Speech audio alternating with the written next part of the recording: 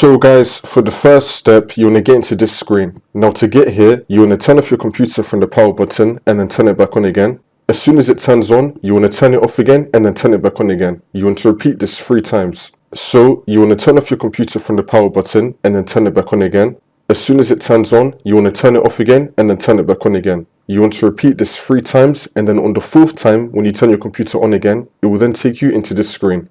It's going to be saying that your PC did not start correctly. You want to click on Advanced Options. And now once we're on this, you want to click on Troubleshoot, Advanced Options, and then Command Prompt.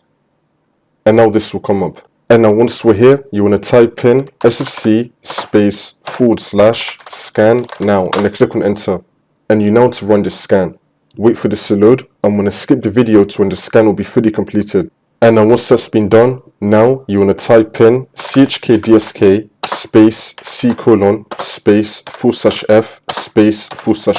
and then click on Enter. And you now want to run this scan as well. Wait for this to load. And now once that's been done, for the last step, we can now close out of this. Now you want to continue to Windows, and this should now fix your problem.